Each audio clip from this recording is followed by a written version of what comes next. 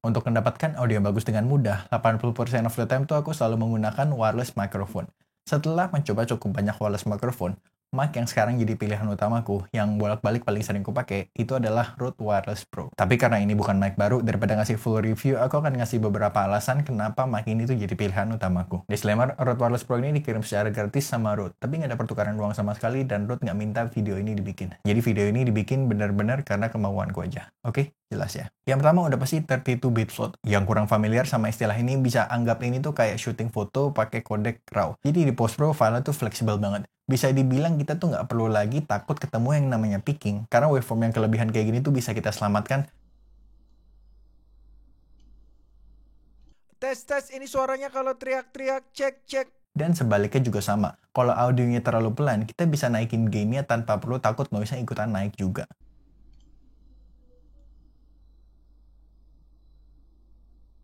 Tes, ini ngomongnya bisik-bisik, suaranya kurang lebih begini. Tes, mic check. What's the catch? Kayaknya terdengar terlalu bagus, pasti ada kurangnya. Dan bisa dibilang memang ada. File audio 32-bit float ini cukup gede kalau kita bandingin sama audio 24-bit. Tapi buat kita yang terbiasa nge-shoot video, yang kalau nge-shoot 4K 1 menitnya aja tuh udah lebih dari 1 giga, file yang dibilang gede ini pun rasanya buat kita ya tetap kecil. Dan file yang direkam dengan kodek 32-bit float ini itu cuman yang direkam secara internal ke transmitternya aja ya. Yang dikirim secara wireless ke transmitter lalu ke kamera itu tetap 24-bit float seperti biasa. Tapi ya karena memang selain safety reason, sebenarnya nggak ada alasan juga sih kita perlu ngerekam di 32-bit float ya. Karena secara audio quality sebenarnya ya 11-12 lah mereka ini. Cuman ya itu tadi, di post production in case ada apa-apa ya 32-bit float itu lebih enak lah untuk dimanipulasi filenya. Berikutnya audio quality. Memang betul kualitas audio 24 dan 32-bit float itu ya 11-12. Tapi ini nggak tahu karena preamp-nya si Rode Wireless Pro ini atau kombinasi yang sama-sama Rode antara wireless lav dengan transmitternya atau apanya nggak tahu juga. Tapi aku berasa ada upgrade yang cukup signifikan dibandingin sama wireless mic-ku sebelum ini, DJI wireless mic yang pertama. Jujur sebelum nyoba, aku pikir ya paling 11-12 aja lah kualitas suaranya, yang beda cuma 32-bit float-nya aja. Tapi ternyata ya ini di luar perkiraan dan upgrade yang bagus. Berikutnya fitur auto gain.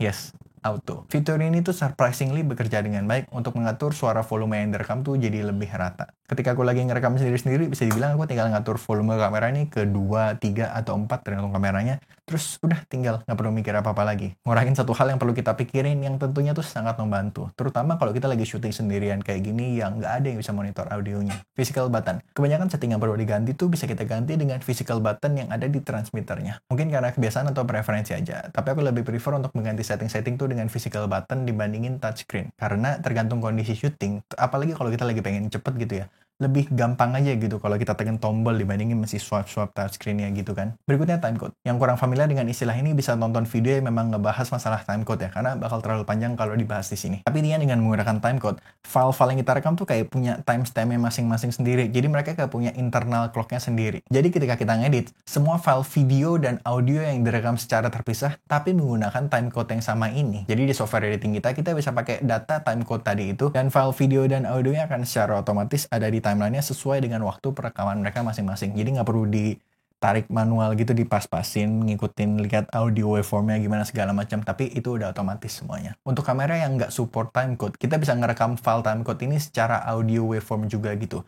Jadi nanti di salah satu channelnya, di channel kanan, itu bakal ada audio yang kayak begini. Dan software kita tuh bakal mengenali audio tadi itu sebagai timecode. Jadi ya mereka bakal tersusun secara otomatis juga. Jadi nggak perlu takut ngerekam 32-bit float secara internal di transmitternya, karena untuk nge-sync file audio dari transmitter kita ke file video kita itu gampang banget. Berikutnya fitur lock yang ada di transmitternya. Harusnya ini nggak perlu penjelasan yang cukup panjang ya. Cukup pengalaman sekali atau 2 kali pas lagi ngerekam kayak gini, lav mic-nya tuh ketarik dikit dan akhirnya nggak kepasang dan audionya akhirnya nggak bisa dipakai. Udah 2 atau 3 kali kayaknya aku ngelakuin hal itu pas ngoten. Yang akhirnya aku ganti dengan cara gue dubbing. Agak PR pastinya, dan sebenarnya kan itu step yang nggak perlu ya kalau kita ngelakuin proses recordingnya itu dengan baik dan benar. Kesimpulannya, harga wireless mic yang oke, seperti peralatan kamera pada umumnya, rata-rata itu cukup mahal. Dan apakah ini sesuatu yang wajib dimiliki sama content creator?